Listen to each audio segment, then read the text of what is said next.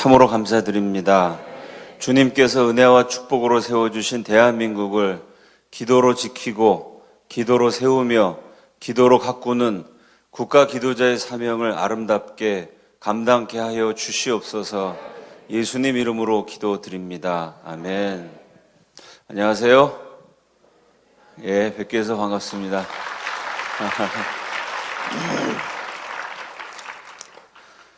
이 시간은 제가 책을 소개하러 나온 것이 아니고 강의를 하러 나왔습니다. 이번 성회에 제가 책 외판원 역할을 맡아서 그동안 열심히 책을 사주셔서 감사합니다. 하나님의 기적 대한민국 건국이란 주제를 여러분과 함께 나누겠습니다. 반만년 유구한 세월을 이어온 우리 민족의 문화를 어느 민속학자는 한마디로 이렇게 표현했습니다. 비나이다 문화다. 비나이다 비나이다 천지신명께 비나이다. 이 땅의 어머니들이 5,000년 긴 세월 동안 아침마다 그렇게 열심히 빌고 또 빌었습니다. 비나이다 문화라는 말은 그만큼 기도를 열심히 했다는 뜻이고, 기도를 열심히 했다는 의미는 종교성이 대단히 강한 민족이라는 것을 보여줍니다. 그래서 우리 역사의 독특한 점은 종교와 국가가 항상 같이 갑니다. 국가가 세워지려면 종교가 있어야 한다고 생각합니다. 종교의 흥망성쇠와 이 국가의 발전, 성장, 쇠퇴의 과정이 맞물려서 돌아갑니다. 예를 들어서 살펴보죠. 삼국시대는 불교의 시대였습니다. 그 불교의 정신세계가 삼국의 역사에 깊은 영향을 끼칩니다. 삼국시대는 우리 역사상 가장 치열한 정투의 시절이었습니다. 우리 민족의 제일 오래된 역사서인 삼국사기에는 이렇게 표현이 되어 있습니다. 시체가 쌓여 산을 이루고 피가 흘러 강을 이루었다. 고구려 백제 신라 세 나라가 무려 600년 동안이나 죽고 죽이는 전쟁을 계속했습니다.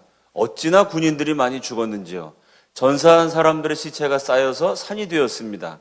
그 산 같은 시체에서 흘러내린 핏방울들이 모여서 거대한 강을 이루었다고 역사서는 말합니다. 어느 나라 역사나 그렇게 분열되어서 치열하게 싸운 다음에 통일이 되면 반드시 일어나는 현상이 있습니다. 그게 뭐냐면 학살입니다. 당연하죠? 아니 60년도 아니고 600년입니다.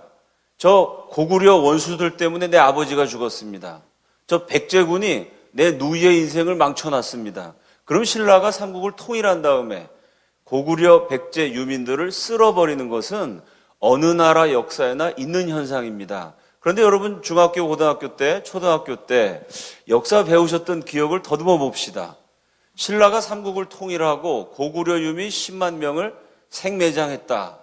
들어보신 적 있으십니까? 신라가 백제 유민 5만 명을 집단 학살했다. 그런 문장 기억나지 않으시죠? 바로 옆에 이웃나라 중국만 봐도요. 진시황이 천하를 통일하는 과정에서 살아있는 병사 40만 명을 땅속에다 한꺼번에 묻어버리고 생매장하고 5만 명, 10만 명 정도 죽이는 일은 다반사로 일어납니다. 중국뿐인가요? 중국, 일본, 미국, 영국, 러시아, 독일 어느 나라 할 거 없이 분열됐던 나라가 분열되어서 치열하게 싸우다가 하나로 통합되면은 반드시 학살이라는 게 일어납니다. 그런데 신기하게도 인류 역사상 유례가 없을 정도로 신라는 삼국을 통일하며 고구려와 백제 유민들을 학살하지 않았습니다. 그대로 받아줬어요. 그 왜 그럴까요? 불교 정신이 신라라는 국가에 영향을 끼쳤기 때문입니다. 삼국 통일의 원동력이 된 특수부대가 화랑도입니다. 화랑도가 지켜야 되는 게 세속 5계죠. 그 세속 5계라는 이름 자체가 특별한 겁니다. 왜냐하면 분명히 군인들인데 그 군인들이 군법만 가지고 싸운 게 아니라는 거죠. 세속 5계라는 불교의 계율을 가슴에 새기고 싸운 종교적인 군인들이었습니다.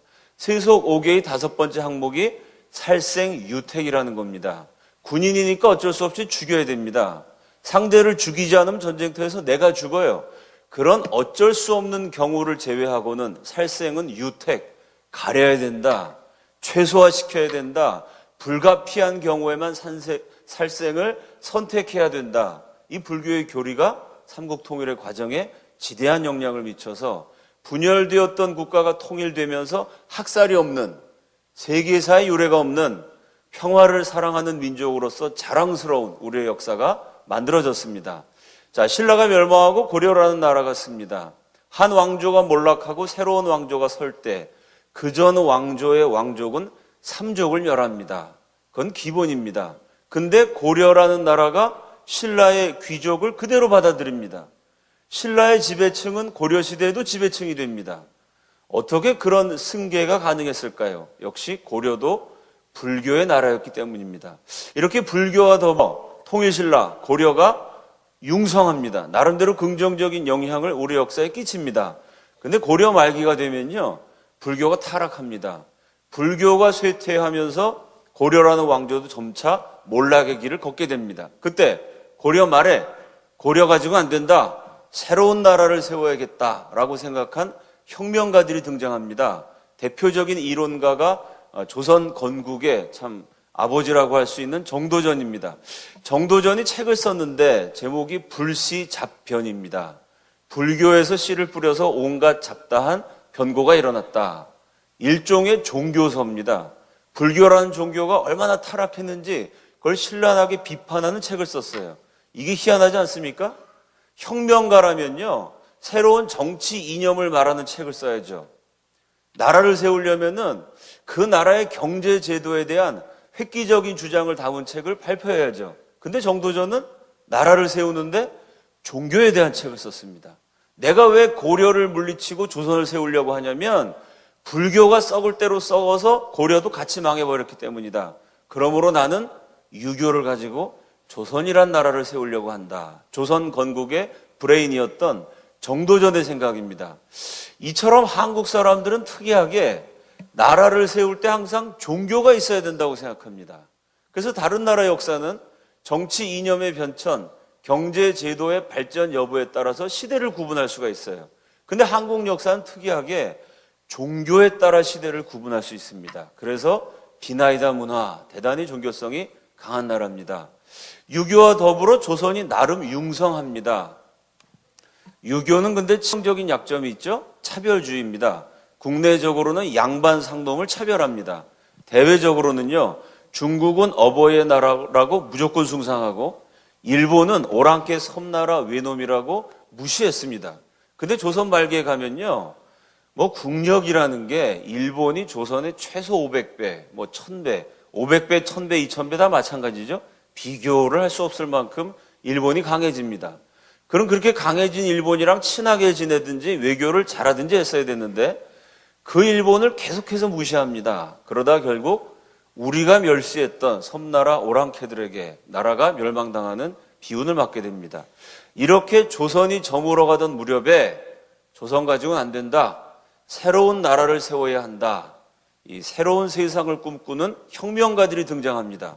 근데 한국 사람은 특이하게 이번에도 새로운 나라를 뭘 갖고 세우느냐?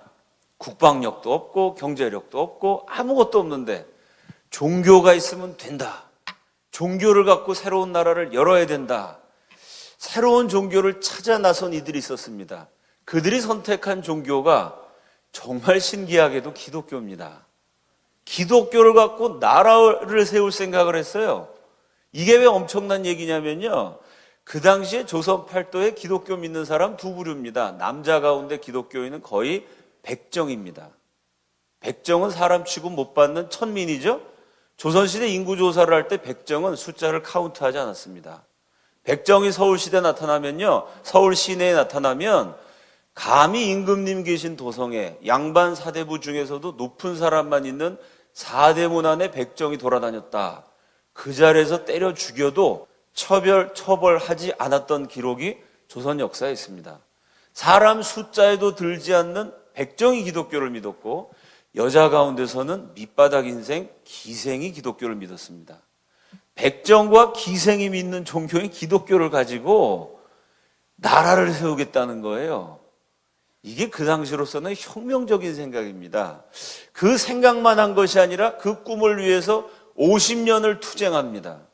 50년을 온갖 고초를 겪으면서 기도를 놓지 않아요. 그 50년에 걸친 투쟁의 결과로 1948년 드디어 기독교를 건국 이념으로 하는 대한민국이라는 나라가 탄생합니다.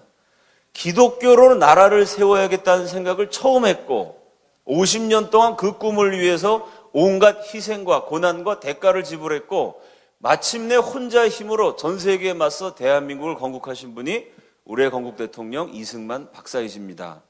이건 제 주관적인 해석이 아니라 역사적인 증거들이 있습니다. 우리 화면을 한번 보여주시죠.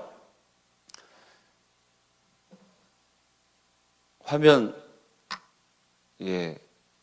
1948년 5월 31일 이 나라에 처음으로 국회가 열립니다. 우리 역사에 잊을 수 없는 순간이죠. 우리나라는 5,000년 동안 군주국이었습니다. 그런데 국회가 결성됨으로 말미암아 5,000년 역사에 처음으로 민주주의 시대가 개막되었습니다. 민주주의란 국민이 투표해서 대표자를 뽑는 것입니다. 그 대표자들이 국회에 모여서 법을 제정합니다. 법을 가지고 다스리는 나라가 민주주의죠. 그거 없이 그냥 왕이 마음대로 다스리는 나라가 군주국입니다. 5,000년 군주국이었던 우리나라가 5,000년 만에 민주주의 시대를 여는 역사적인 장면입니다. 헌법을 제정했기 때문에 우리 초대 국회를 제헌국회라고 부릅니다. 첫 번째 국회의장으로 이승만 박사가 선출이 되셨습니다. 그분이 올라오셨어요. 역사적인 순간이라 속기사들이 대기하고 있습니다. 초대 국회의장 이승만의 첫 번째 연설, 반만년 우리 역사의 민주주의 시대를 개막하는 그 뜻깊은 연설을 있는 그대로 받아 적었어요. 우리나라 국회 속기록 1호, 대한민국 관보 1호에 이때 이승만 국회의장의 연설이 있습니다. 내용은 이런 것입니다. 5,000년 우리 역사에 처음으로 민주국회를 개헌하게 됨은 사람의 힘으로 된 것이 아니고 하나님의 도우심으로 된 것입니다. 이게 연설 첫 마디였어요. 이런 참 신앙적이고 감동적인 연설로 민주시대를 개막했습니다. 그리고 한 국회의원을 지목합니다. 이은영 의원 앞으로 나오시오. 이은영 의원이 앞으로 나왔습니다. 그분은 종로구에서 당선된 국회의원이면서 동시에 감리교회의 목사님이셨습니다. 우리 민족을 위해서 기도해 주십시오. 그래서 이은영 의원이 기도하셨습니다. 그 기도의 내용은 저녁 때 눈 때문에 오실란가 모르겠는데 아마 김성옥 기자님이 자세히 설명해 주실 것입니다. 그 이은영 의원이 기도하는 순간 누가 시키지도 않았는데 국회의원들이 다 기립했어요. 그래서 같이 기도했습니다. 요즘 말로 하면 종교 편향이죠? 어떻게 국회의원들이 일제히 기립했을까요? 그분들이 대부분 기독교인들이셨습니다. 건국 당시 이 나라의 기독교인의 퍼센테이지는 2%가 채 안 됐어요. 그러나 2%도 안 되는 기독교인이 나머지 98%의 국민들을 이끌어갔습니다. 그 기독교인들이 독립운동의 주역이었고 건국의 주역이었어요. 그분들의 머리에서, 그분들의 기도에서, 그분들의 헌신에서 법이 만들어졌고 학교가 세워졌고 갖가지 제도가 정비되면서 대한민국이라는 나라가 탄생했습니다. 그래서 기독교인이 아닌 학자들도 역사를 객관적으로 연구하시는 분들은 이승만의 건국 이념, 대한민국 탄생 이념은 기독교 정신이다라고 인정합니다. 기독교인들이 세운 나라이기 때문입니다. 그 다음 장면 보여주세요. 첫 번째 국회의장이었던 이승만 박사가 이 국회 투표에 의해서 이제 초대 대통령이 됩니다. 다음 장면 보여주세요. 예. 이게 1948년 8월 15일에 정부 수립 기념연설입니다. 여러분 대통령 취임식 장면이 되게 비슷하죠? 이명박 대통령이나 노태우 대통령이나 다 대통령들이 나와서 헌법에 손을 얹습니다. 그리고 이렇게 선설하죠. 나 아무개는 대한민국 대통령으로서 헌법을 수호하고 대통령의 책무에 최선을 다할 것을 3천만 국민 앞에서 굳게 맹세합니다. 되게 비슷합니다.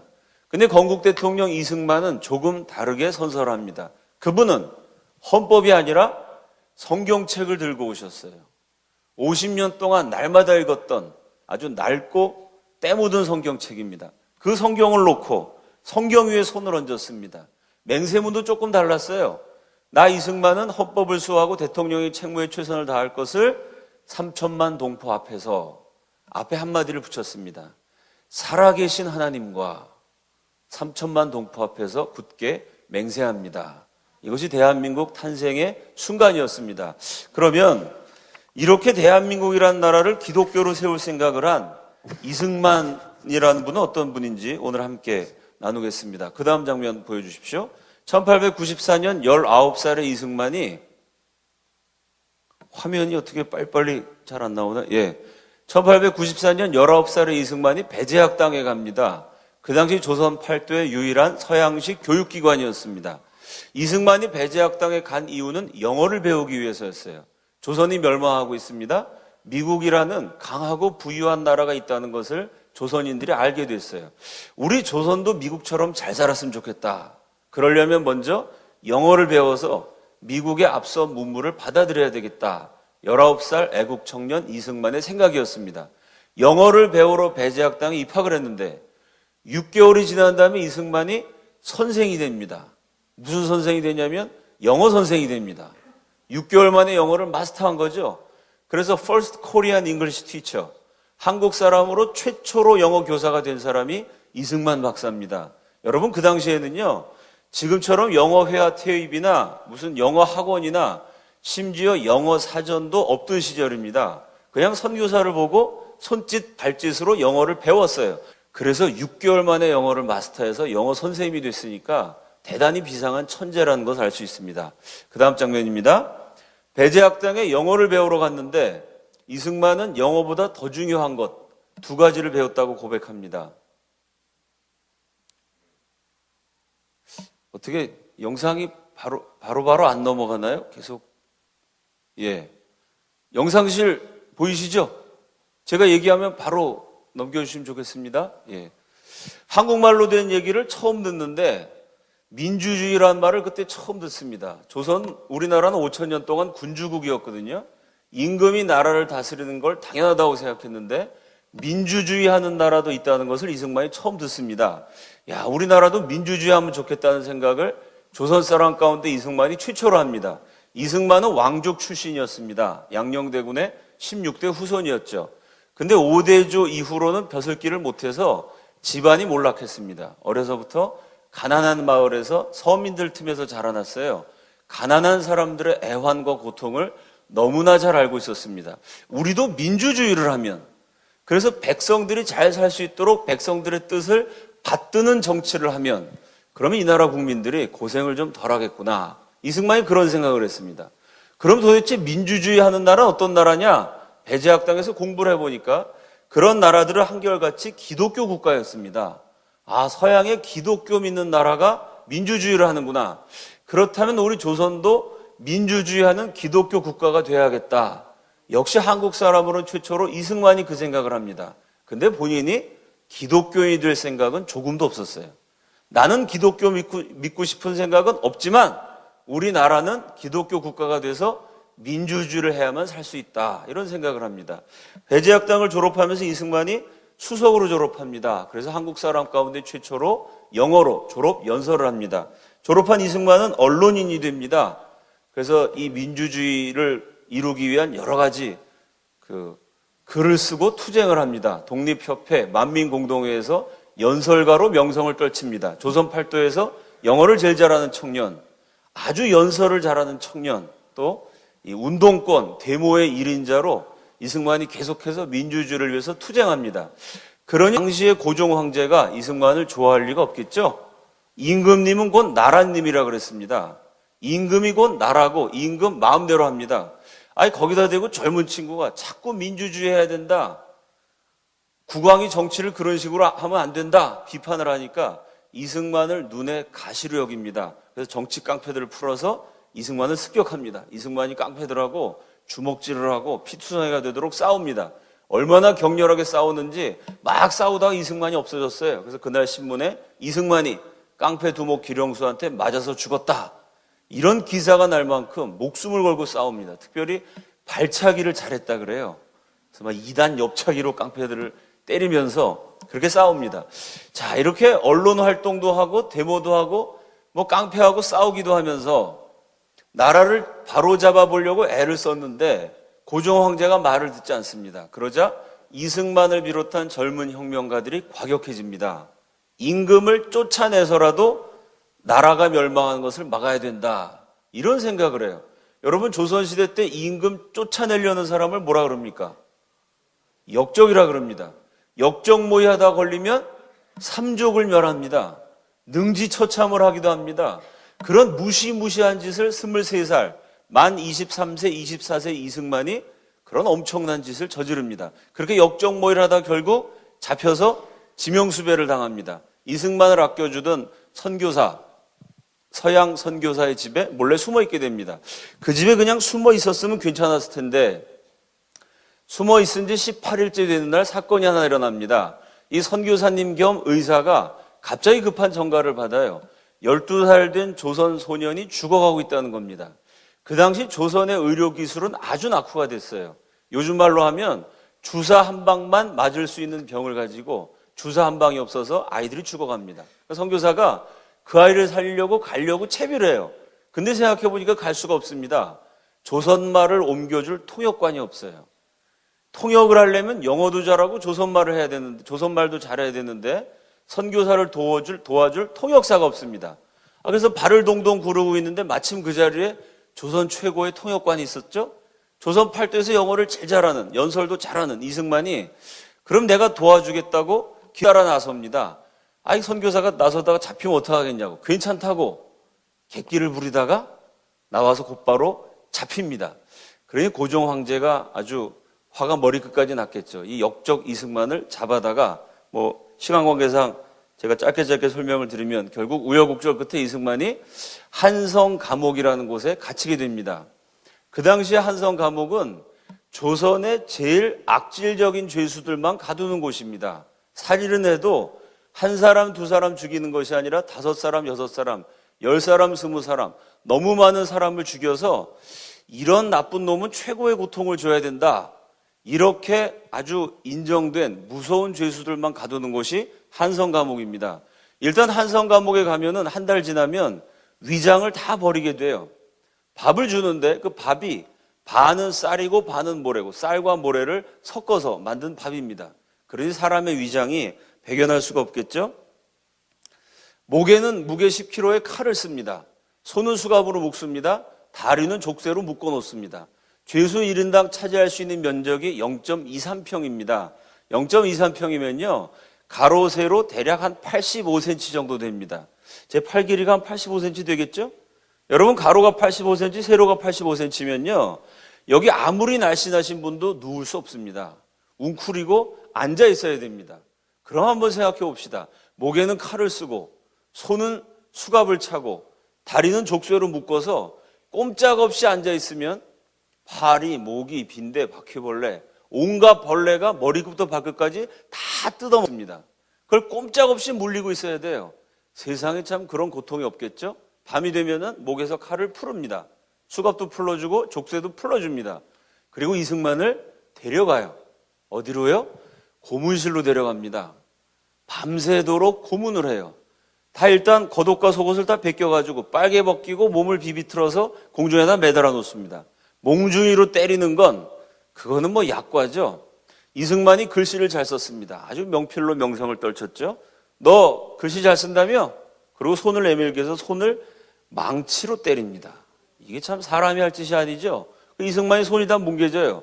감옥에서 나온 다음에 한동안은 젓가락질을 못합니다. 감옥에서 나온 날부터 하루도 빼놓지 않고 서예 연습을 해요. 감옥 가기 전에 서예 실력을 회복하는데 무려 39년이 걸립니다. 가시로 찌르고 때리고 쇠를 이렇게 달궈갖고 그 달군 쇠로 몸을 지지고 지금도 이 개명한 21세기에도 고문하는 나라들이 있습니다. 여러분 조선 말기에 더군다나 역적이니까 그때 인권 같은 개념이 없었을 때죠. 그 고문의 끔찍함은 아마 겪지 않은 사람은 모를 것입니다. 이렇게 끔찍한 고문을 당하니까 사형수가 되어서 언제 죽을지 모르는 신세가 되니까 갑자기 이승만에게 읽고 싶은 책이 생깁니다. 배제학당 다닐 때는 선교사님들이 그렇게 읽으라 그래도 읽지를 않았어요. 근데 감옥 가갖고 고문으로 온몸이 으스러지니까 그 책 읽고 싶습니다. 뭘까요?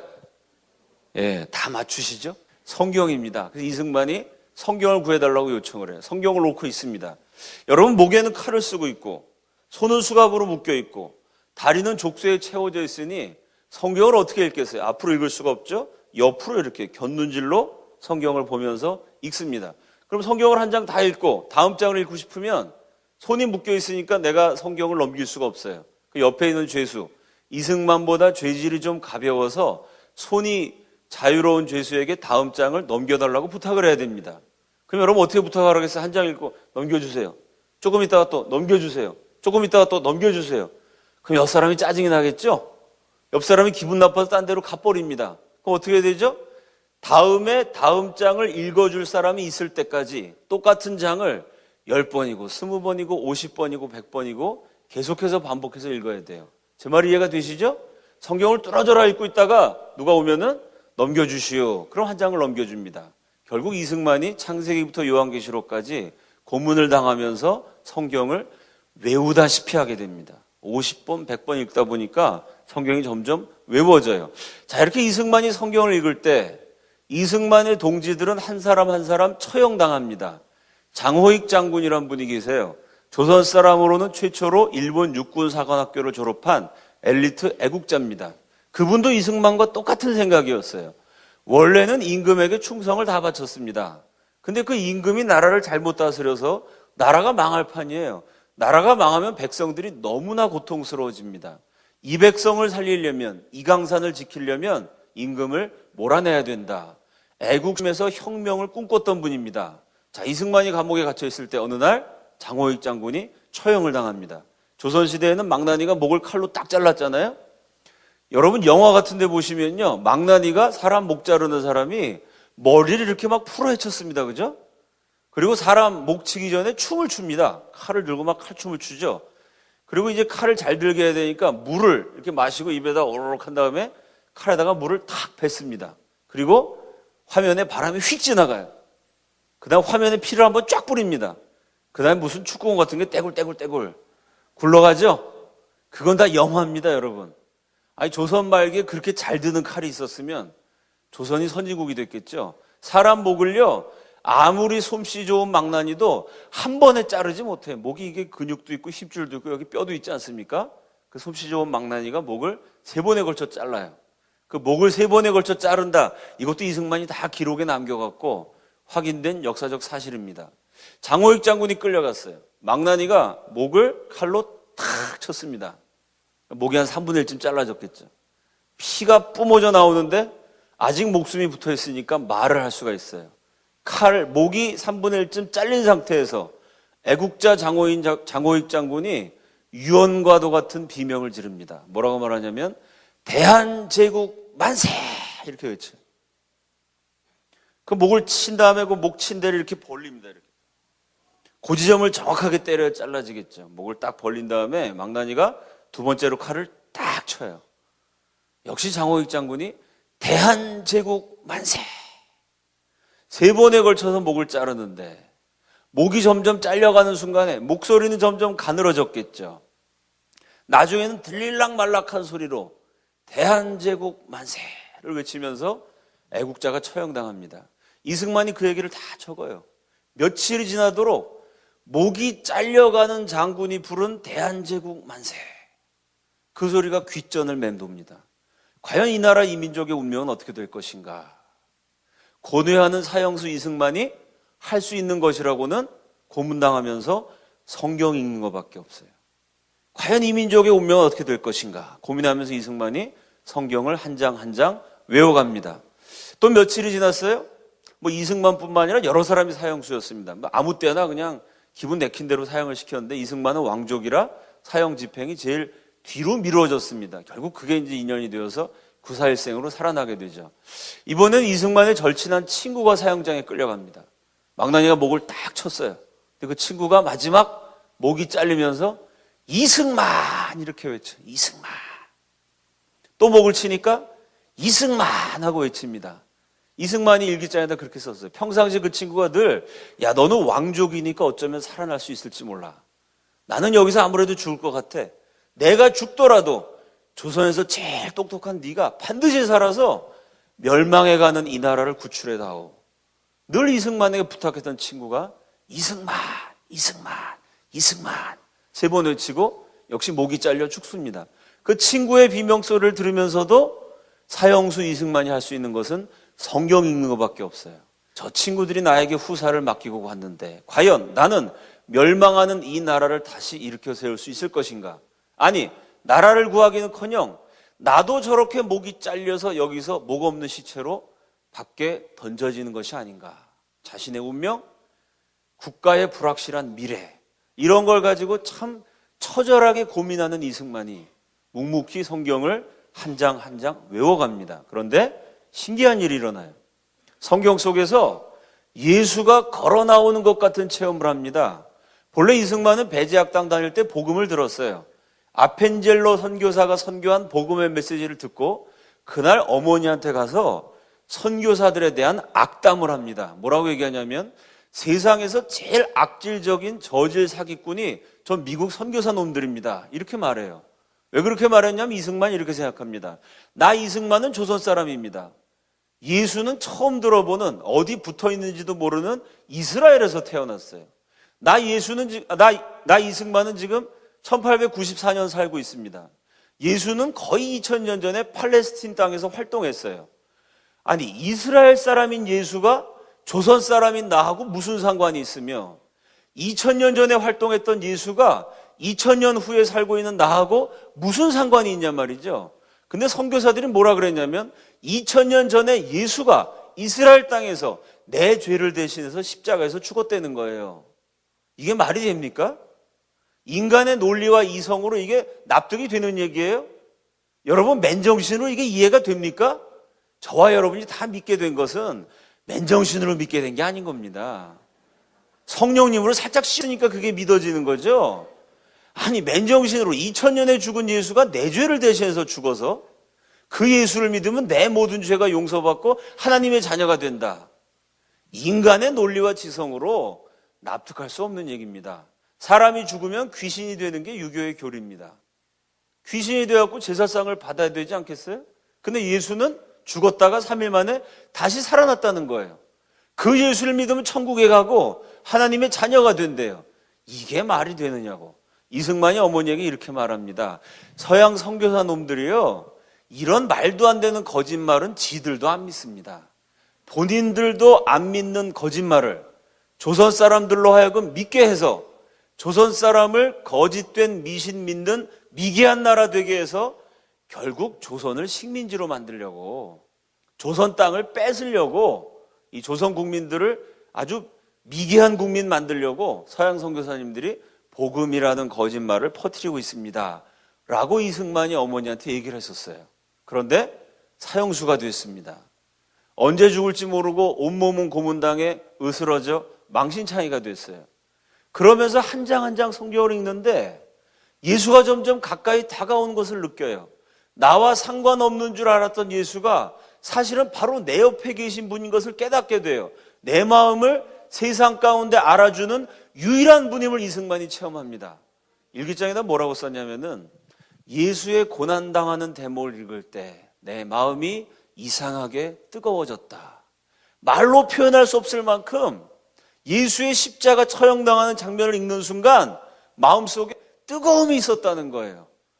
글쎄 뭐 그 뜨거움을 우리가 감히 그런 참혹한 체험을 해보지 못한 사람들이 감히 설명한다는 것은 참 도를 넘는 일이지만 우리가 대충 추측을 해보면 이승만이 그때 고난당했기 때문에 그 성경이 가까이 다가왔던 것 같습니다. 고문당하기 전에 제일 창피한 게 만 23살, 24살의 젊은이입니다. 혈기왕성한 젊은이를 데려다 놓고 옷을 벗겨요. 겉옷과 속옷을 다 벗깁니다. 성적으로 희롱을 해요. 그게 남자로서 아주 수치스러웠다는 거예요. 성경을 읽어보니까 로마 병정이 예수의 옷을 벗깁니다. 이승만은 고문당한 다음에 옷을 돌려줘요. 옷을 입습니다. 예수는 옷을 벗기고 그 예수의 옷을 로마 병정들이 제비 뽑아서 나눠 가집니다. 그리고 빨개 벗긴 채로 세상에, 이승만은 고문실 안에서나 빨개 벗고 있죠.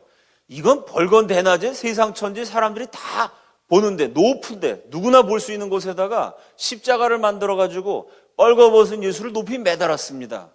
그걸 읽으니 이승만은 이야, 이 예수가 뻘거벗김 당하는 나의 수치를 이해해 주시는구나. 여러분 성화나 조각 같은 데 보면요, 십자가에 달리신 예수님 요 밑에를 뭐로 가렸죠? 화가들이 그리기 민망하니까 그냥 이렇게 천을 하나 댄 겁니다. 실제로는 겉옷과 속옷을 다 벗겨서 매달았어요. 이승만이 제일 아주 고통스러웠던 거 하나가 가시입니다. 가시를 갖고 자꾸 찔러요. 요 손톱 밑에 얇은데 요런 데를 송곳 같은 거로 막 부드러운 살을 찔러요. 그 고문이 얼마나 고통스러웠겠어요. 성경을 보니까 예수는 가시관을 쓰셨어요. 아예. 이승만 그냥 좀 찔리다가 마는 정도인데 이건 가시관을 아예 그냥 씌워가지고 가시가 예수님의 머리를 찢어 놓습니다. 피가 예수님의 얼굴을 타고 흘러요.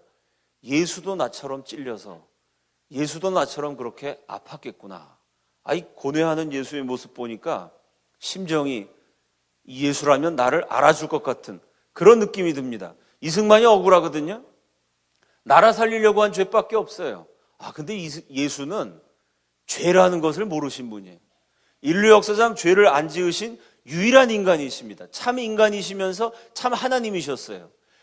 죄 없은 예수가 이렇게 십자가에서 처형당했구나. 그런 대목을 읽으니까 이런 예수라면 내 마음을 알아주시겠다. 예수를 향해 이승만의 마음이 점점 열립니다. 그렇게 십자가 처형까지 읽었어요. 누군가 와갖고 다음 장을 넘겨달라고 부탁을 했습니다. 한 장을 넘겼더니 십자가에서 죽은 예수가 3일 만에 부활했습니다. 그 부활의 기록을 읽는데 이승만이 그제서야 믿어져요. 그제서야 깨달아져요. 우리가 믿는 예수는 죽은 예수가 아니라 산 예수구나. 성경이 증거하는 예수는 죽어서 시체가 되어 끝나버린 예수가 아니라 영광스럽게 부활하셔서 우주와 만물과 인생을 통치하시는 구주이신 주님이신 예수 그리스도이시구나. 예수의 부활 장면을 읽는데 그 예수가 지금도 살아계셔서 내 옆에 있다는 것이 느껴집니다.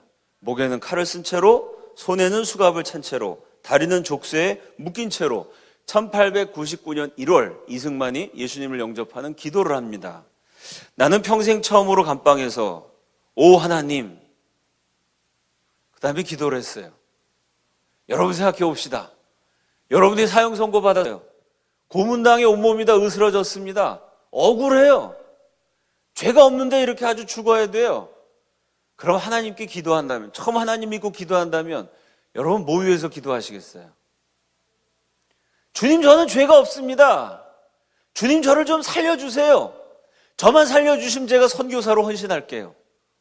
뭐 이런 기도하지 않겠습니까? 사형수 이승만의 첫 번째 기도. 오 하나님, 우리 조국을 구원해 주옵소서. 그리고 나의 영혼을 구해 주시옵소서. 영어로 쓴 자서전에 Save my country and my soul. 후대에 그걸 번역하는 과정에서 나의 영혼을 구원해 주옵소서, 나의 조국을 구원해 주옵소서. 순서가 바뀐 기록도 있습니다. 내용은 같습니다. 예수님을 영접한 그 순간, 하나님께 기도라는 것을 처음 하는 그 순간 이승만의 기도에는 조국이 있었어요. 민족 구원이 있었습니다. 우리 민족을 구원해 주옵소서. 이렇게 기도했더니 금방 감방이 빛으로 가득 채워지는 것 같았고 나의 마음에 기쁨이 넘치는 평안이 깃들면서 나는 완전히 변한 사람이 되었다. 이때 변한 것은 이승만 개인만이 아닙니다. 이때 우리 민족의 운명이 변합니다. 이 나라의 역사가 변합니다. 이승만이 예수를 믿는 이 순간은 개인적인 개종의 순간인 동시에 우리 교회사의 획을 그은 순간입니다. 왜냐하면요, 조선 팔도에 양방 가운데 최초로 예수 믿었어요. 제가 서두에 말씀드렸죠. 그 당시 예수 믿는 사람 남자 가운데서는 백정, 여자 가운데는 기생이었습니다. 양반, 상류층, 지식인, 왕족 가운데서는 최초로 이승만이 1899년 1월에 차디찬 한성 감옥에서 예수님을 믿습니다. 예수를 믿고 나서도 계속 고문을 당하다가 6개월이 지난 1899년 7월 서양 선교사들의 노력에 의해서 무기징역으로 감형이 됩니다. 그리고 그게 징역 10년형으로 줄어들고 이승만이 감옥에 있은 지 5년 7개월쯤 지났을 때 러일 전쟁이 일어납니다. 러시아가 이기면 조선은 러시아 식민지가 되는 거고 일본이 이겼기 때문에 우리가 일본의 식민지가 됩니다. 나라가 망할 지경이 되니까 고종 황제가 강대국 미국에 도움을 요청하는 특사를 파견합니다. 그럼 미국 가는 외교관은 영어를 잘해야 되겠죠? 고종이 물어봅니다. 누가 영어를 제일 잘하냐? 신하들이 이승만입니다. 걔 요즘 뭐해? 감옥에서 두들겨 맞고 있습니다. 걔 빨리 풀어줘.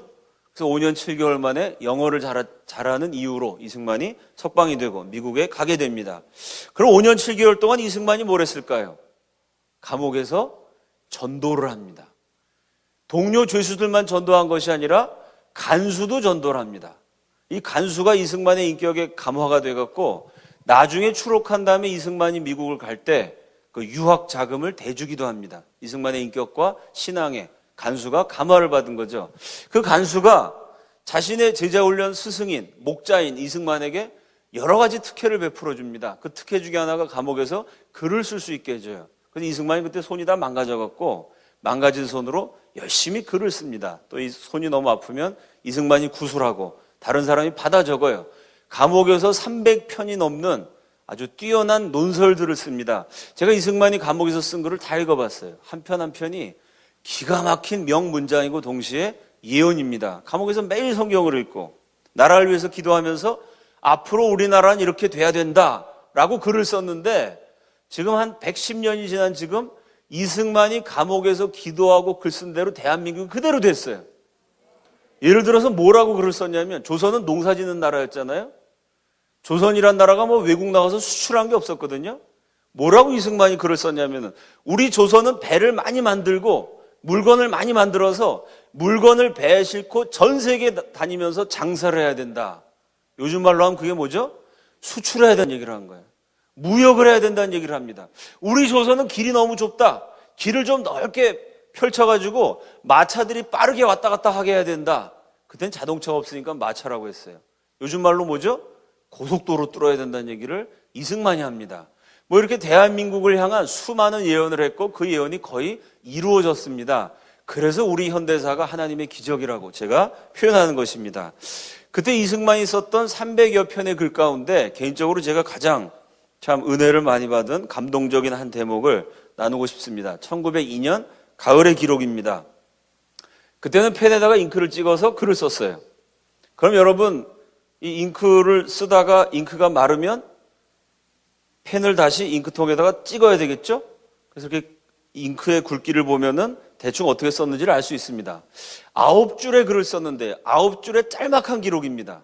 근데 그 9줄에 잉크의 진하기가 다 달라요. 진하게 썼다가 중간 굵기였다가 아주 묽었다가 이렇게 9줄의 기록을 남긴 그 이승만의 감옥에서 쓴 서신이 있습니다. 그건 무슨 얘기냐면은 한 줄 쓰고 한참 있다가 잉크가 말랐어요. 새로 잉크를 찍어서 또 한 줄 쓰고 한참 있다가 찍어서 또 한 줄 쓰고 이렇게 했다는 얘기예요. 제 말이 이해가 되시죠? 9줄을 9번에 걸쳐 썼기 때문에 9줄의 잉크의 진하기가 다릅니다. 제가 한번 읽어드릴게요. 첫 번째 줄이 이렇게 됩니다. 죄수 일명, 화폐 위조범. 이게 다예요. 두 번째 줄, 여자 죄수 일명, 2살짜리 딸을 남기고 갔다.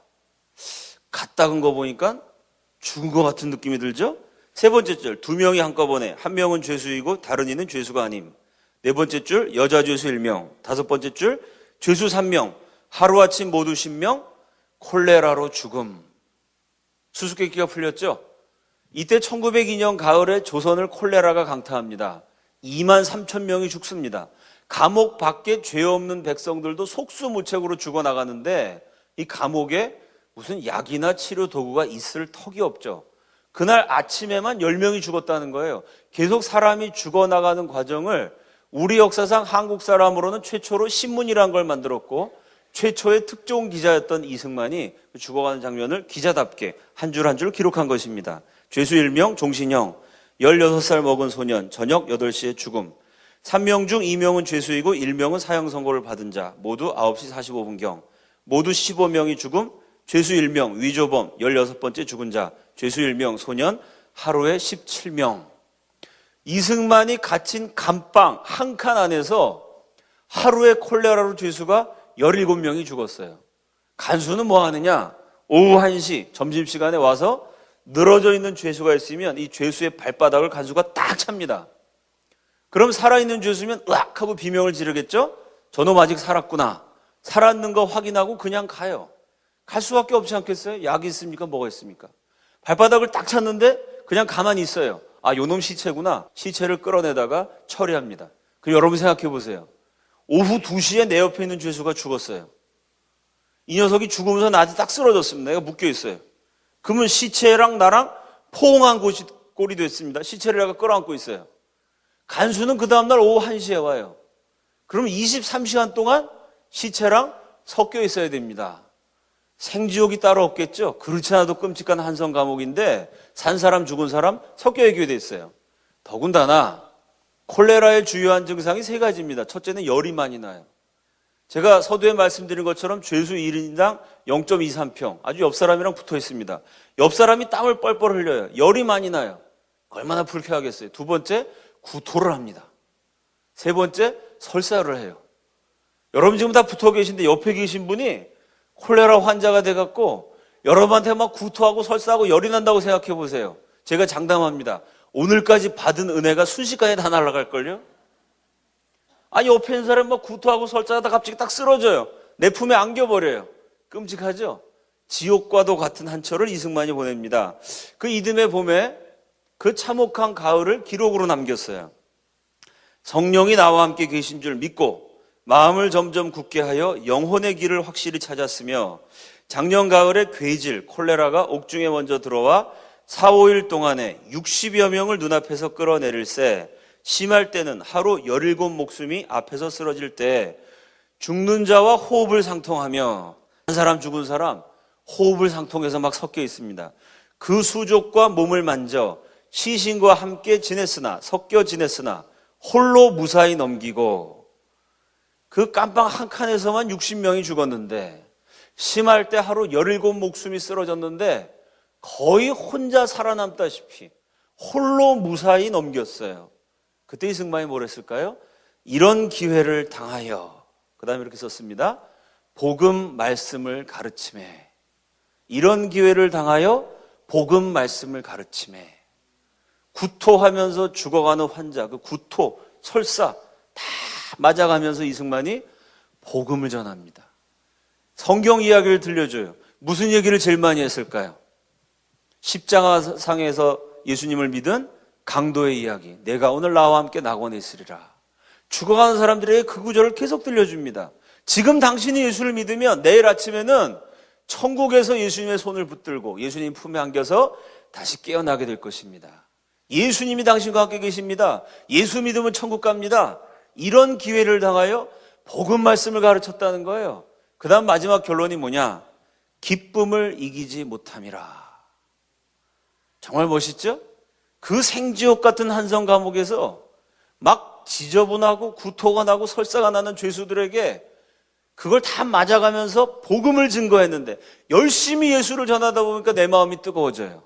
내 마음에 기쁨이 샘솟아요. 이런 기회를 당한 복음 말씀을 가르침에 기쁨을 이기지 못함이라. 이게 1903년 5월에 이승만이 쓴 옥중 전도라는 글입니다. 감옥에서 전도했더니 기쁨을 이길 수가 없었다는 거예요. 신약 성경에도 이런 기쁨의 서신이 한 권 있습니다. 어디죠? 빌립보서 4장짜리 짧은 서신입니다. 4장인데 짧은 서신인데 기뻐한다는 말이 무려 19번이나 나옵니다. 이승만과 상황이 너무나 비슷해요. 그것도 옥중 서신 아닙니까? 바울이 복음 증거하다 감옥 갔죠? 빌립보서에서 뭐라고 말합니까? 나는 쇠사슬에 매였으나 복음은 매이지 아니하였노니 이로써 내가 기뻐하고 또한 기뻐하노라. 감옥에서 복음 증거한 사람들의 이야기입니다. 히브리 민족의 기쁨의 서신이 빌립보서라면 우리 민족에게 하나님이 선물로 주신 기쁨의 서신은 이승만의 옥중 전도라고 저는 해석합니다. 자, 이때 옥중 전도라는 글을 쓰고 1903년 8월에 예수교가 대한장래의 기초라는 글을 씁니다. 이런 류의 글을 굉장히 많이 써요. 부럽도다. 저 계명한 나라들에서는 사람의 몸이나 집안이나 나라가 모두 같이 하나님의 도리로서 구원을 얻었고 사람의 몸과 관련된 게 굉장히 많죠. 뭐 의학도 있을 것이고 옷을 만드는 의료산업도 있을 것입니다. 또 집안, 가족죄도 민법, 상법, 상속법, 가족에 관련된 모든 것, 나라, 정치, 경제, 사회, 문화, 나라의 각 분야. 저 잘 사는 나라는 왜 잘 사느냐? 감옥에 있는 이승만이 쓴 글입니다. 사람의 몸이나 집안이나 나라가 모두 같이 하나님의 도리로서 구원을 얻었고 기독교라는 하나님의 말씀인 성경이라는 하나님의 도리를 따라갔기 때문에 선진국은 선진국이 됐다. 이렇게 해석을 합니다. 저 열리지 못한 나라들에서는 사람의 몸이나 집안이나 나라가 모두 사람의 도로 인하여 고초와 환난 멸망을 면하지 못하여도 종시 깨닫지 못하고 안 되는 나라는 왜 안 되느냐? 사람의 몸이냐, 개인이나 가정이나 국가나 사람의 도를 따라갔다는 거예요. 공자, 맹자가 위대하긴 하지만 어디까지나 사람입니다. 석가모니가 훌륭해도 사람입니다. 유교, 불교라는 사람의 도를 따라갔기 때문에 우리 조선은 지금 쇠퇴할 수밖에 없다. 청년 이승만이 이런 글을 씁니다. 결국 조선이 살 길은 뭐냐? 예수교가 대한장래의 기초라. 예수교가 가는 곳마다 변혁하는 힘이 생기나니 예수교 외에는 더 좋은 씨도 없고 더 좋은 밭도 없나니 예수교로만 백성의 활력이 솟구치나니 대한 사람의 새 물줄기는 오직 예수교라. 감옥에서 이 멸망하는 나라를 어떻게 살릴 수 있느냐? 예수교밖에 없다. 요즘 말로 하면 기독교죠. 하나님 말씀밖에 없다. 기독교를 믿어야만 우리 민족은 살 길이 있다. 이승만이 그런 글을 수백 편을 씁니다. 여러분 1903년에 이승만이 이렇게 예수교가 대한장래의 기초라는 글을 쓴 것이 세계사적으로도 의의가 있습니다. 왜냐하면요, 서양 사람들이 한창 인종차별할 때입니다. 백인들은 우월하고 까만 애들은 그냥 하나님 만드시다가 태웠고 뭐 이런 식으로 얘기하면서 흑인들은 불량품이고 황인들은 뭐 흑인보다 좀 낫지만 역시 마찬가지고 이렇게 사람을 차별할 무렵입니다. 아프리카 사람들은 노예로 막 잡아갔고요. 백인 녀석들이, 백인 놈들이. 이 19세기 초가 되면은 아시아로 진출합니다.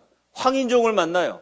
백인종들이 황인종을 만나보니까 이 황인종이 나름대로의 역사와 문화와 전통이 있습니다. 기분이 나쁜 거예요. 저 황인종들이 나름대로 지들도 뭐 역사가 오래됐고 우리보다 발전된 철학도 있고 황인종을 무시하기 위해서 백인종들이 바로 이 무렵에 이승만이 감옥에서 글을 쓸 때 혈액형 이론이라는 것을 만들어냅니다.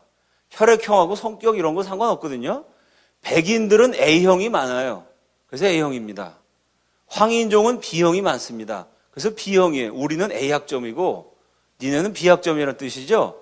그 혈액형 가지고 사람 차별하는 게 그게 1903년에서 5년 사이에 서양 사람들이 아시아를 차별하기 위해서 만든 진화론에 기초한 이데올로기입니다. 근데 차별을 하도 많이 받다 보니까 한국 사람, 일본 사람이 지금 그걸 믿죠. 전 세계 혈액형 갖고 혈액을 논하는 나라 두 나라, 한국하고 일본밖에 없어요. 뭐 인터넷 포털 사이트 들어가서 그 카페들 이렇게 점검해 보면 A형 남자친구 이런 카페는 없어요. 그죠? B형 남자친구 이런 카페가 있습니다. 들어가고 읽어보면 뭐 저는 B형은 아니지만 이렇게 쭉 나온 거를 읽어보면은 무슨 기독교의 순교자들이 쓴 것 같아요. 박해받는 뭐 지하교회 성도들 같죠. 우리가 환난과 핍박을 당해도 꿋꿋이 견디자 뭐 이런 글을 막 쓴 걸 볼 수 있습니다. 뭐 남자가 B형이면 어떻다 이런 식으로 사람 차별을 많이 합니다. 서양 사람들이 그렇게 말도 안 되는 혈액형 이론을 위시해서 수많은 차별 이론을 만들어서 우리 백인이 우월하다, 백인이 세계를 지배하게 돼 있다, 황인종, 흑인종은 열등하다라는 말을 하고 있을 때 조선의 사형수 이승만이 감옥에서 글을 쓴 겁니다. 그게 아니다. 백인들 니네가 우월한 게 아니고 백인들 너네가 왜 발전했느냐? 너넨 기독교를 믿었기 때문에 발전한 거고 우리 조선 사람 우수한 사람들이고 아주 성품이 선한 사람들인데 하나님의 도가 아니라 사람의 도를 따라가다가 나라가 망하게 된 거다라고 그 당시에 인종차별 이론을 뒤집는 그런 혁명적인 책을 이승만이 감옥에서 씁니다. 그러면서 뭐라고 말하냐면은 우리 조선이 예수교만 믿으면 우리 조선 사람이 예수님만 붙들고 가면 조선이 영국보다 잘 살 수 있다. 이런 엄청난 얘기를 해요. 1903년 4년 무렵에. 그 당시 세계 최고의 나라가 영국입니다. 지구상의 4분의 1을 식민지로 만들었어요. 해가 지지 않는 나라, 대영 제국입니다. 제국 가운데 제일 큰 제국이 대영 제국이고 식민지 가운데 제일 작은 식민지가 조선인데 제일 못 사는 식민지가 조선인데 제일 못 사는 식민지 조선이 예수만 믿으면 제일 잘 사는 나라, 제국, 대영 제국보다 더 잘 살 수 있다는 거예요. 110년 전에 이승만이 이런 글을 씁니다. 누가 봐도 미친 소리죠? 누가 읽어도 이 말을 안 믿었겠죠? 사랑하는 여러분, 108년이 지난 2011년에 이승만이 우리가 예수교만 믿으면 영국보다 잘 산다 예언을 하고 108년 지난 작년 2011년 대한민국 전체 경제 규모가 영국을 능가했습니다. 다른 면에서 물론 영국이 선진국이니까 우리보다 앞선 게 많이 있겠죠. 이승만이 예언한 대로 경제적인 면에서는 경제 규모에서는 코리아가 잉글랜드보다 더 잘 사는 나라가 됐습니다. 예수교만 믿으면 우리 민족은 잘 산다. 감옥에서 이승만이 이렇게 철두철미 기독교로 나라를 세워야 된다는 기독교 입국론을 발전시킵니다. 자, 이렇게 이승만이 글을 쓰면서 옆에 있는 동지들을 한 사람 한 사람 전도해요. 근데 희한한 일이 있습니다. 이승만이 감옥에 갇히기 전에 한성 감옥은 조선에서 제일 죄질이 나쁜 악질들만 잡아 가두는 곳이었어요. 이승만이 감옥에서 나온 다음에 역시 한성 감옥은 그렇게 끔찍한 중주인들만 갇혀 있는 곳입니다. 근데 신기하게도 이승만이 감옥에 갇혀있던 5년 7개월 그때만 유독 그 시기만 조선 최고의 애국 엘리트들이 한성 감옥에 다 모여 있었어요. 왜 그러냐면 시기적으로 이 대한제국, 조선이 나중에 이름을 대한제국으로 바꾸죠. 대한제국이 멸망을 향해서 치닫는 무렵입니다. 그러니까 나라가 망하는 것을 막기 위해서 임금을 쫓아내서라도 백성을 살려야 된다는 혁명가들이 출현했던 시대입니다. 멸망하는 나라를 건져보려고 혁명가들이 마지막으로 몸부림치다가 역적이 돼서 대거 한성 감옥에 몰려왔어요. 그러니까 우연히 40여 명의 조선 최고의 엘리트들이 한성 감옥에 다 모였습니다. 그 40여 명 가운데 한 사람 이승만이 예수를 딱 믿었어요. 그 40명 가운데 제일 똑똑합니다. 영어도 제일 잘해요. 말도 제일 잘했어요. 연설, 감화력이 아주 뛰어났습니다. 말 잘하고 제일 똑똑한 이승만이 예수를 믿고 40명을 다 전도합니다. 그래서 감옥에 있는 그 40명이 모여 앉아갖고 매일 예배를 드려요. 매일 성경을 읽습니다. 기록을 보면 재밌어요. 어떻게 성경 읽냐면 오늘은 이사야서를 띄는 거예요. 이사야서를 어떻게 띄냐면 이사야와 동양의 사상가 맹자를 비교하는 거예요. 유명한 선비들이니까 맹자, 사서삼경을 다 외웠어요. 이사야서의 사상과 맹자의 사상을 비교해서 막 토론합니다. 결론은 뭐냐? 맹자는 인간이고 이사야는 하나님의 말씀을 받아 적은 예언자다. 그러므로 이사야가 한 수 위다.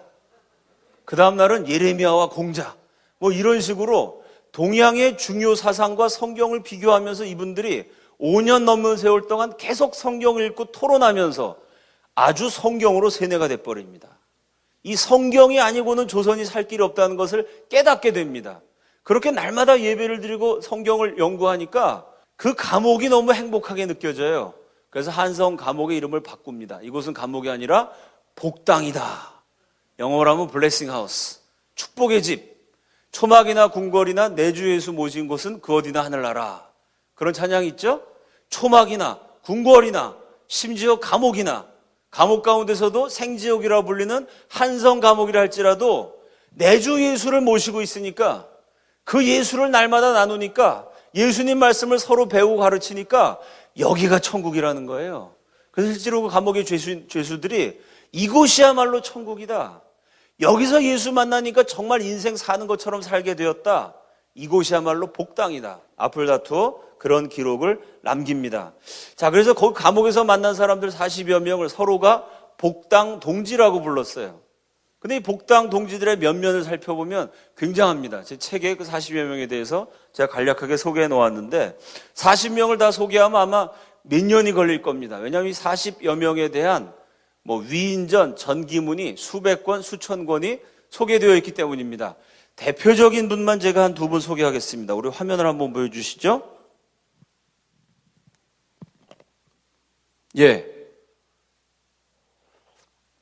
월남 이상재 선생 들어보셨죠?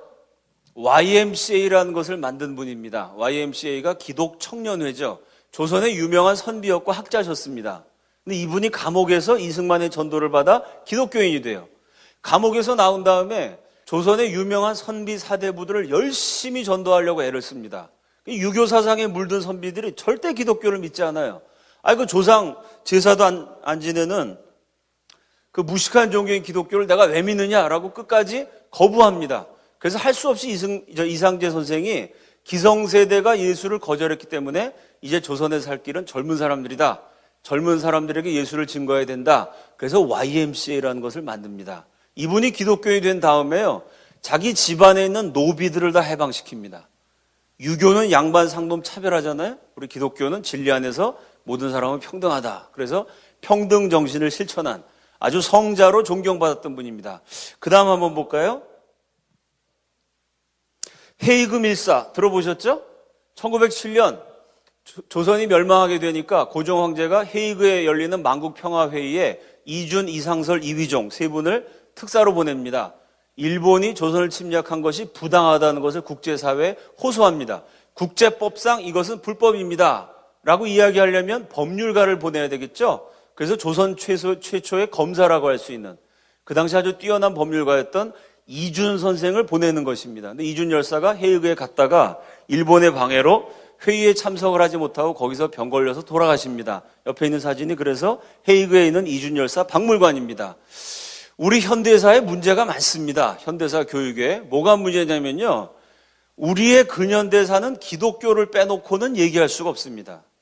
근현대사의 모든 페이지에 우리 선조들의 정말 피땀을 흘리면서 고뇌하면서 하나님께 바친 기도가 배어 있어요. 방금 헤이그 밀사 사건도 마찬가지입니다. 우리는 이준 열사가 헤이그에 갔다라고만 알고 있죠. 그 당시에 조선에서 헤이그로 바로 가는 특항편이 없었습니다. 네덜란드로 가기 전에 이준 열사가 미국에 들려요. 미국에서 감옥에 있었던 죄수 시절에 자신을 전도했던 자신의 영적인 목자였던 이승만을 만납니다. 그래서 두 분이 밤을 새워서 나라와 민족을 위해서 금식 철야하며 기도합니다. 그리고 이승만은 미국에 남아서 공부를 계속하고 이준 열사는 네덜란드로 떠납니다. 비록 이 특사 사건은 실패했지만 그날 밤에 드린 이승만과 이준 두 애국자의 기도는 지금도 여전히 응답되고 있는 줄로 믿습니다. 이 사건은 실패했지만 그 사건 배후에 기도하는 선조들이 있었어요.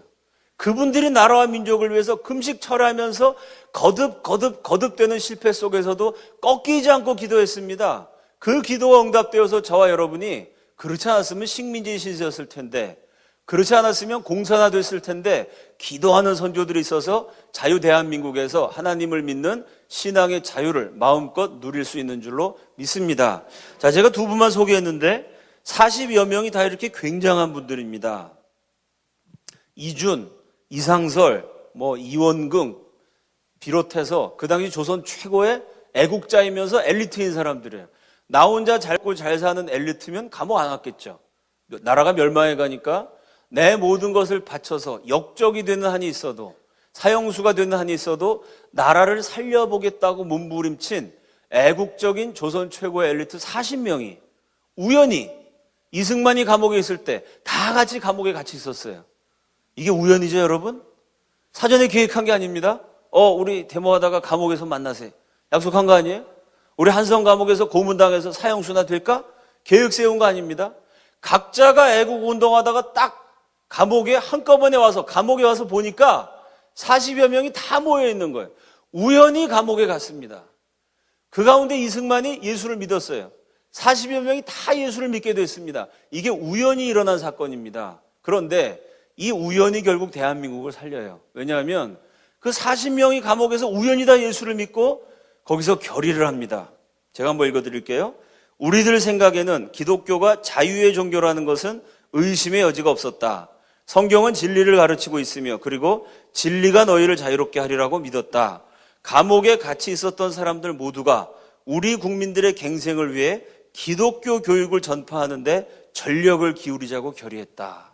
감옥에서 40명의 엘리트가 우리가 감옥에서 나가면 우리 조선에 살 길은 기독교밖에 없으니까, 성경밖에 없으니까 진리가 민족을 자유케 하리라, 이 말씀에 의해서 평생 기독교 교육에 인생을 바치자, 이렇게 결의합니다. 그래서 40여 명이 나와서 가는 데마다 두 가지를 해요. 첫째는 교회를 세웁니다. 둘째는 독립운동을 해요. 그래서 감옥 출신 40여 명이 대한민국의 독립운동을 주도합니다. 기독교인은 극소수였지만 그 극소수 기독교인이 대단히 뛰어난 애국자였고 엘리트였고 더군다나 엄청나게 참 성경에 아주 세뇌되다시피 한, 감옥에서 성경을 외우다시피 한, 예수교 외에는 우리나라 살 길이 없다고 믿는 아주 강성 애국 크리스천이었다는 것이 우리 민족에게 내리신 하나님의 엄청난 축복입니다. 왜 그러냐면요, 이 당시에 독립운동하는 나라들은 거의 다 공산주의자들이 독립운동을 주도합니다. 실제로 소련 공산당이 전 세계 식민지 독립투사들에게 독립자금과 무기를 대줘요. 소련 공산당의 자금 60만 불이 우리나라 임시정부에도 도착을 합니다. 나중에 상해 임시정부가 중국의 재정적 지원을 좀 받는데 1920년대, 1930년대 통틀어서 우리나라 임시정부의 돈 대중 국가는 소련밖에 없었어요. 베트남 같은 경우도 마찬가지 아닙니까? 베트남 위대한 독립투사 누굽니까? 호치민이죠. 인간으로 볼 때는 그분이 참 본받을 점이 많은 분입니다. 근데 그분이 공산주의자였어요. 결국 월남이 공산화되면서 수백만이 학살당하는 끔찍한 비극을 겪습니다. 호치민도 공산주의자. 또 중국에서 민족운동을 했던 사람 모택동, 주은래, 등소평, 팽덕회 다 공산주의자입니다. 어느 나라 막론하고 독립운동은 공산주의자들이에요. 임시정부, 망명정부는 공산주의자들이 세웁니다. 유독 대한민국만 기독교인들이 임시정부를 세우고 기독교인들이 독립운동의 주축 세력이 됐어요. 왜? 이때 이승만의 전도를 받은 40명이 아주 골수 기독교인이 돼갖고 이분들이 독립운동을 주도했기 때문입니다. 그냥 기독교인만 된 것이 아니고요. 성경을 외우다시피 하는 분들이니까 성경에 정통하시다 보니까 공산주의가 딱 출현했을 때 그게 악마의 이데올로기라는 걸 꿰뚫어 봤어요. 1917년 러시아에서 공산주의 혁명이 일어납니다. 전 세계가 열광을 해요. 유명한 화가인 피카소라는 사람이 있죠. 1954년 스탈린이 죽었을 때 피카소가 스탈린 초상화를 그립니다. 어떻게 그렸냐면은 아주 맑고 깨끗하고 순수한 어린애의 모습을 그려요. 사람들이 묻습니다. 아니 일국의 지도자를 왜 어린애처럼 그립니까? 그래서 피카소가 이렇게 대답했어요. 스탈린은 이렇게 순수한 사람이라고. 어린아이처럼 깨끗한 사람이라고. 그렇게 순수한 사람이 4천만 명을 죽입니까? 말이 안 되는 얘기죠? 피카소를 위시해서 전 세계 문화, 예술, 지식, 사상 모든 분야의 지식인들이 공산주의에 다 속아 넘어갔어요. 무계급 불평등의 사회. 공산당 선언 마지막 문장이 이렇게 끝나죠. 만국의 노동자여 단결하라. 우리가 얻을 것은 무계급 불평등의 유토피아에 가까운 세계 공산화요. 우리가 잃을 것은 아무것도 없다. Nothing to lose. 우리가 잃을 것은 아무것도 없다. 우리가 얻을 것은 무계급 불평등의 세계 공산화다. 이 유토피아 같은 꿈을 제시했을 때 전 세계가 아주 거기다 넘어갑니다. 심지어 미국의 고위 관료 가운데 미국 그 정부에 있었던 장관들, 부통령을 지낸 사람들, 이런 사람들이 누가 시키지 않았는데 스스로 소련의 간첩이 될 정도였어요. 전 세계 주요 지도자 가운데 유일하게 그리고 최초로 반공투사가 된 사람이 이승만입니다. 1917년 러시아 혁명이 일어났을 때 이승만이 뭐라고 말하냐면 공산주의 한 나라는 반드시 망한다. 왜? 이유는 간단해요. 하나님은 인간을 자유롭게 창조하셨는데 공산주의는 자유를 빼앗기 때문에 하나님의 창조의 법칙에 위배되기 때문에 망할 수밖에 없다.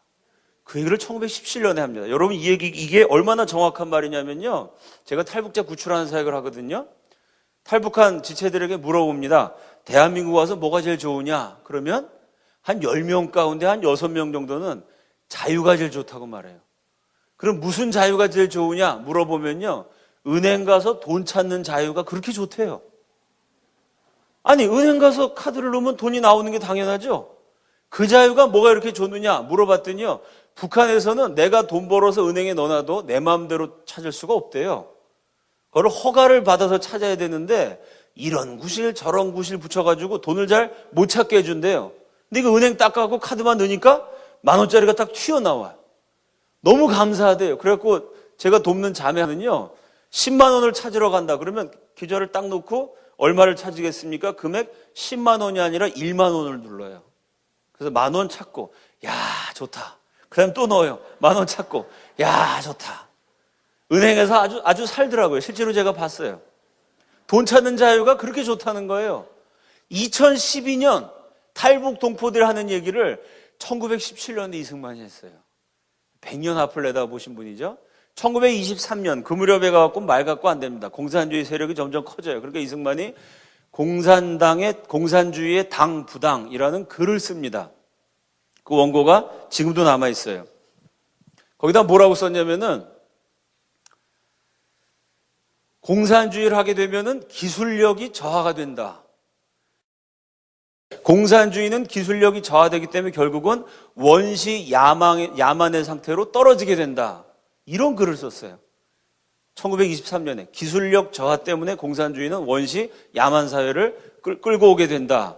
그 얘기가 여러분 얼마나 정확합니까? 지금 북한이 원시 야만 사회 아니에요? 아니, 전쟁도 하지 않는 평시에 국민이 450만 명이나 굶어 죽은 일은 인류 역사상 없었던 일입니다. 막 사람들이 죽어갖고 굶어 죽는 시체가 막 널려 있고, 먹을 거를 구하기 위해서 서로 훔치고 서로 못 믿는 세상이 되고, 이게 원시 야만이죠. 1923년에 이승만은 공산주의 하면 점점 경제가 쇠퇴해서 기술력이 떨어져서 원시 야만 사회가 된다고 예언을 했습니다. 지금 그대로 이루어졌잖아요. 1989년에 소련이란 나라가 멸망하기 전에 공산주의 종주국의 마지막 공산당 전당대회가 열려요.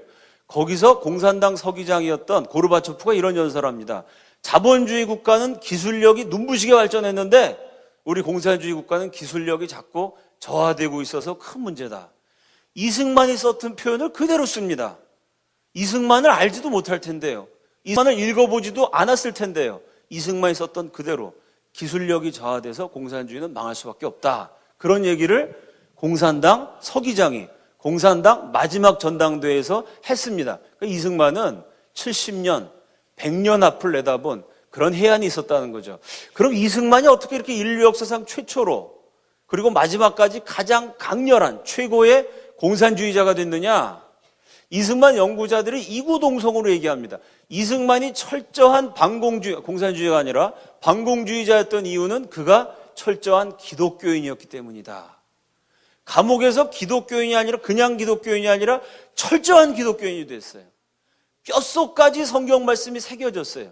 성경에 딱 정통해지고 보니까 성경의 메시지에 아주 그냥 몰두하고 보니까 공산주의가 출현했을 때 저건 가짜다. 저건 악마다. 저 공산주의가 번지면 나라는 망하고 인류는 원시 상태로 퇴보하게 된다. 그것을 이승만이 꿰뚫어 보았던 거죠. 여러분, 제가 아까 감옥 얘기하면서 이승만이 감옥에서 겪었던 참혹한 이야기를 했습니다. 콜레라가 번져가지고 죄수가 막 죽어갔다는 말씀 드렸죠? 이승만은 콜레라가 얼마나 끔찍한지 알아요. 콜레라로 죽은 사람들 시체 틈에서 지옥과도 같은 계절을 보냈어요. 콜레라가 어떤 것인지 몸서리 쳐지게 경험했습니다. 그래서 이승만이 나중에 대통령이 된다면 이렇게 말하죠. 공산주의란 무엇이냐? 공산주의는 콜레라와 같다. 공산주의는 사람과 더불어 살 수 없다. 콜레라 균이 살아서 막 번식하면 사람은 죽습니다. 사람이 살으려면 콜레라 균을 죽여 없애야 돼요. 공산주의라는 것은 호열자와 같다. 공산주의가 살아나면 결국 사람들은 굶어 죽게 된다. 시체 뜯어먹는 나라가 된다. 사람들이 살아나려면 공산주의를 없애야 된다. 본인의 체험에서 나온 기가 막힌 말을 남깁니다. 얼마나 정확해요?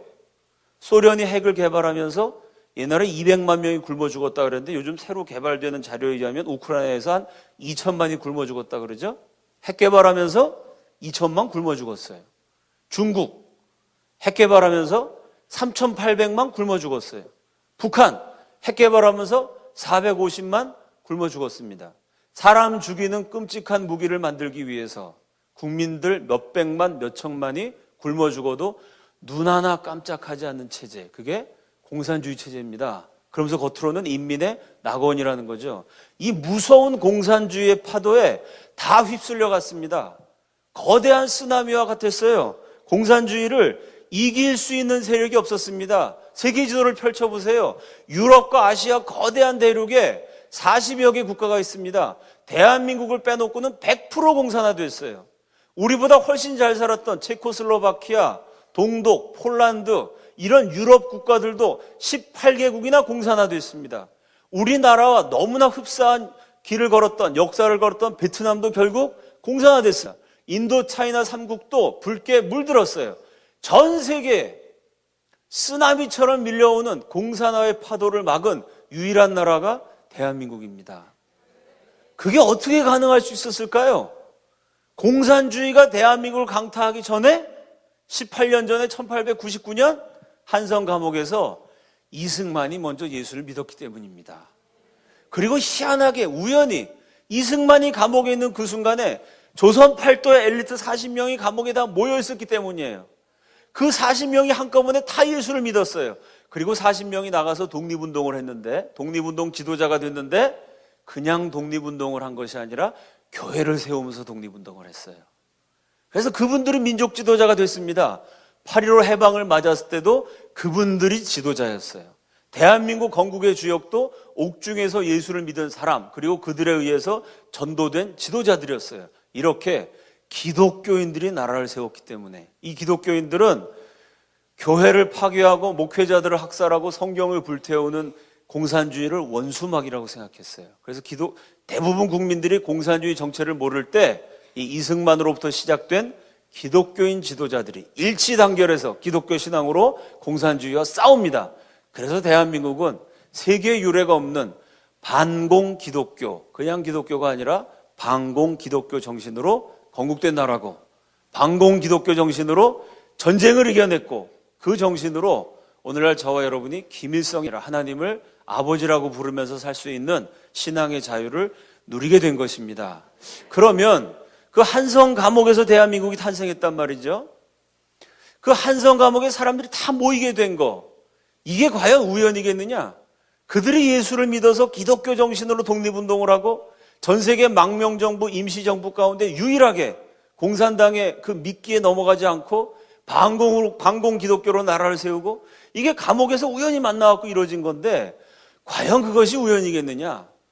이 역사의 배후에 누군가 이 민족이 멸망해 가던 무렵에 민족을 살릴 수 있는 엘리트들의 등을 떠밀어가지고 보이지 않는 손이 감옥에다 사람을 다 밀어넣은 거 아니겠어요?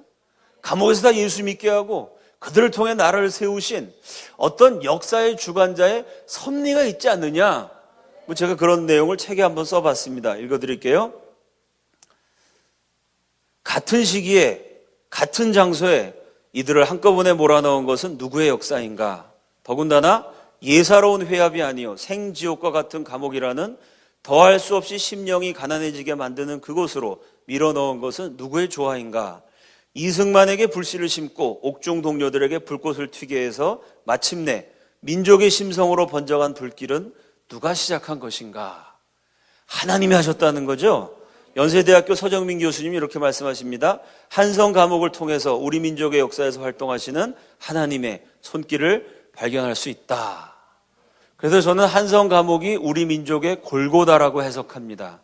하나님이 인류를 구원하실 때 헤롯의 왕궁으로 구원자를 보내지 않으셨습니다. 바리새인의 고고한 학당을 통해서 저와 여러분이 구원받은 것 아닙니다. 하나님은 인류 구원이라는 가장 찬란한 역사를 가장 비참한 골고다에서 행하셨습니다. 그 골고다에 십자가가 있었죠. 죄수 가운데서도 가장 무서운 죄수, 인간 취급할 수 없는 끔찍한 죄를 지은 죄수만 짐승처럼 매달아 죽이는 저주의 그 형틀이 십자가입니다. 골고다의 십자가를 통해서 하나님은 인류를 구원하셨어요. 그 하나님이 우리를 구원하신 방법도 지극히 복음적인 방법입니다. 멸망에 가던 나라 조선의 가장 야만적인 밑바닥, 십자가가 가장 중죄수만 잡아 죽이는 형틀이었던 것처럼 조선의 가장 무서운 죄수만 가두는 한성 감옥, 그곳에 하나님이 이승만을 보내셨어요. 그곳에 이 나라 애국자들을 다 보내셨어요. 그리고 그곳에서 그들이 예수를 믿고 기독교로 나라를 건국하게 하신 것입니다. 대한민국이 아직도 강대국이 아닙니다. 우리보다 잘 사는 나라가 많아요. 이 땅에 살면은 정말 화가 나고 한심스럽고 부끄러운 일이 많습니다. 그럼에도 불구하고 우리가 우리 현대사를 자랑스럽게 생각하는 이유, 세계 어느 나라와 견주어도 손색이 없다고 자신 있게 말할 수 있는 이유, 대한민국의 근현대사는요 지극히 복음적인 역사입니다. 복음을 통해 인류를 구원하신 역사가 우리 민족을 살리시는 그 하나님의 손길이 그대로 재현되었습니다. 하나님의 기적으로 세우신 대한민국, 기도로 지켜나가는 저와 여러분 될 수 있기를 구주 예수 그리스도의 존귀하신 이름으로 바랍니다. 다 함께 기도하시겠습니다.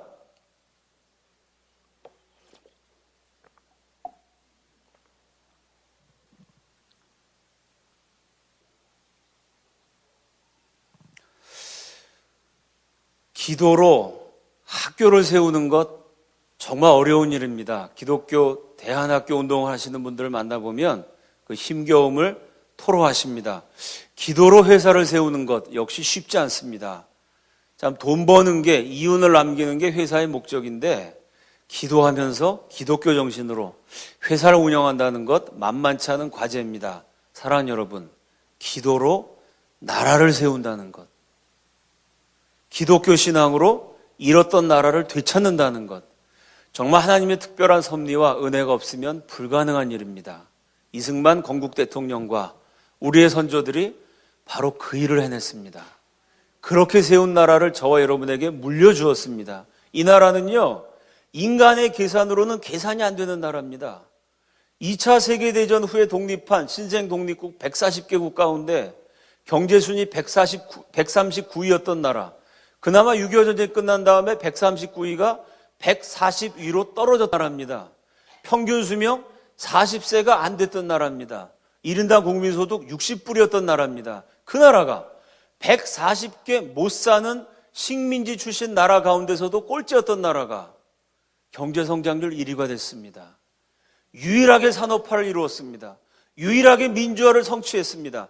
유일하게 선진화 대열에 합류했습니다. 대한민국은 말로 설명이 안 되는 나라입니다.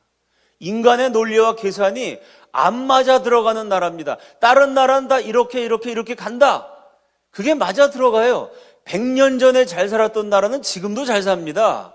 100년 전에 못 살았던 나라는 지금도 못 살아요. 아, 저 나라 원래 잘 살았으니까 이렇게 가는구나 예측이 되는데, 대한민국은 예측 불허의 나라가 됐습니다. 제일 못 사는 나라가 경제가 제일 빨리 발전했어요.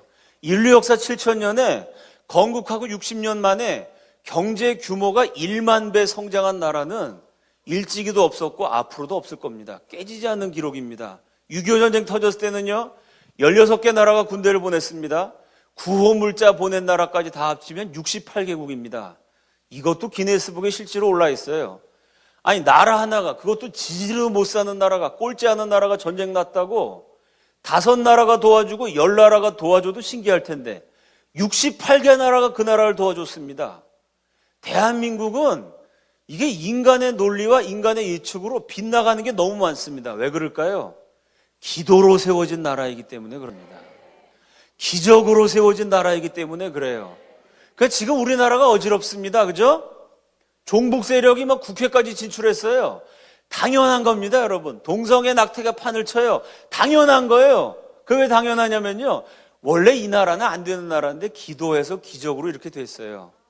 그러니까 그 말은 무슨 얘기냐면, 기도를 멈추는 순간 이 나라는 그렇게 전락하게 돼 있습니다.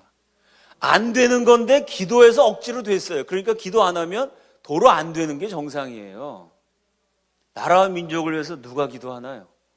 제가 어린 시절에는요, 저 시골의 자그마한 교회 가도요, 뭐 공부 많이 하신 분들 아니에요. 돈 많이 버신 분들 아니에요. 그런 할아버지 할머니들이, 농사꾼 장사하는 분들, 뭐 그런 일반 서민들이 교회 오면 의뢰. 자, 다 함께 기도하겠습니다. 첫 번째는 나라와 민족을 위해서. 그건 대한민국 삼천리 방방곡곡 어디서나, 배운 사람이든 못 배운 사람이든, 많이 가진 사람이든 못 가진 사람이든 나라와 민족을 위해서 다들 열심히 기도했어요. 그러니까 이 나라는 기도하면은 막 기적적으로 돌아가는 거고, 기도를 안 하면 원래대로 돌아가고 무슨 이상한 짓거리나 하고 음란히 판을 치고 종북 세력이나 막 범람하고, 아니 전 세계가 다 공산화될 때 기도해갖고 대한민국만 공산화가 안 됐어요. 거꾸로 지금 기도를 안 하니까 도로 공산화가 되려고 하는 거 아닙니까? 저와 여러분의 사명이 그래서 중요합니다. 기도로 세워진 이 나라 지키는 길은 기도밖에 없습니다.